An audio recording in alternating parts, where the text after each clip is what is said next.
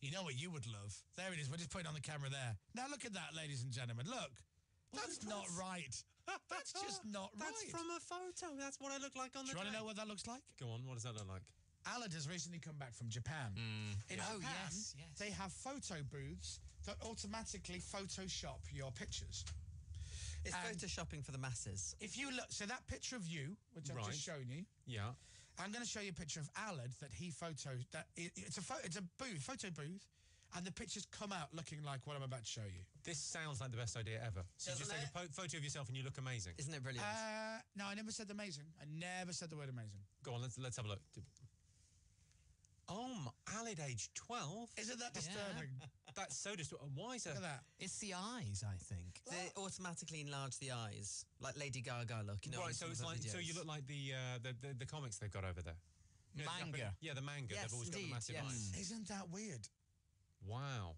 Alad loves it. Alad's now using his publicity photo. Well, that is the work you need to get done. I do love that. Jimmy's next tour. Hi.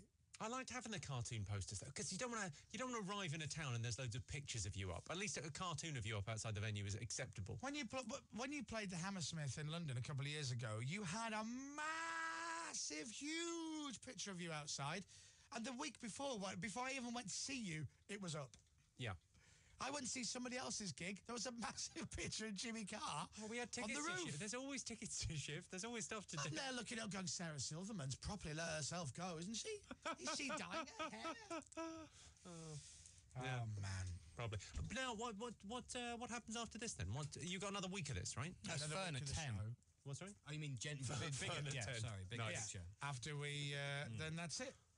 Then that's it. We're off. And this the work experience guy that's taken over, how's that gonna work out? He'll be fine. How's that going to work out? Yeah, how many is he? He's filling in for who's taking over permanently though?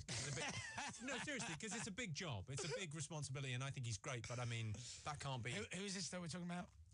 Grimshaw. That's right. What's his name? Nick Grimshaw. That's right. Is he? Yeah, he's been on our show. He's a lovely little. He's wonderful. I'm sure he makes a great cup of tea. I can see how he got the job and he worked his way up through the system.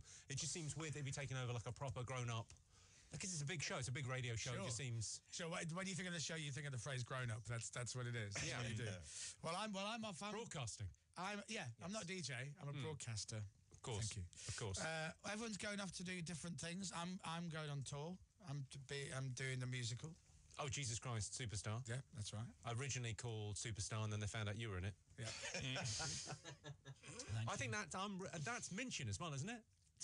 And Sporty Spice.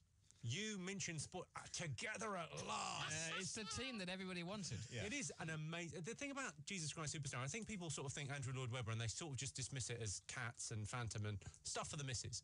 And Jesus Christ Superstar, amazing. The piece of music is just it's extraordinary. It's very funky. What are you doing the O2? Are you playing the O2? We start at the O2 in London. You start at the O2. Yeah, that's the beginning of the tour. See, that is the secret. I think if you're doing any kind of musical, you start small, you play a tiny little theatre, and you just get good reviews. So the small little room of the O2, they've got a little practice rehearsal room that Chris is doing. You just play that small room and you get it right before the reviewers come in. Rude. You've got to get it right before the reviewers get in. Otherwise, you can make a fool of yourself. It's an arena tour. So you're playing the arena on the first night. The first time you do the show, you're playing the arena. That's all we're doing is arenas. Yeah, I mean, it's not too late. You can pull out of that. Listen, it's fine. I've got one song. I'm on stage for 4 minutes. That's it. 4 minutes. And that's 3.5 minutes of my song. Do they put up, like, have you got screens? Do they flash something up saying it might be a good idea to take a pee now or go and buy a Coke? Or, No. Well, how do people know to go and get a drink? Because otherwise there's going to be a massive queue. It's the interval. You're on in the interval. Listen, I'm going to be amazing. What's the song you're singing before? It's called Herod's Song. Herod's Song? Yeah. Okay. Who are you playing? King Herod. Oh, right, okay, no, that checks out. That works. I'm King Herod. Okay. In doing Herod's Song. You're Herod. Now, Herod, I mean, I viewed him, when I looked at the text, sort of a baddie. Well, no, this is not the bad Herod. This is his son, Herod. Right. Yeah, come on, seriously. Know your history. Herod the Second. Yeah, Herod Jr. Yeah. Yeah. He's not as bad as his dad, but he's still like horrible and boo-hiss. I'm love that I'm educating you about stuff that I don't really know anything about. I've just when is this show? I want to go. Starts the end of September. Starts a week after we finished the radio show. So okay, well I think I'll probably leave it to today and get a ticket. I'll see what I'm doing that day, and I'll get a ticket. I imagine it'll be sold out. I would imagine it'll be. No, it won't, because it's a massive venue and it's you singing, so I think it'll be fine. No, I think it will be.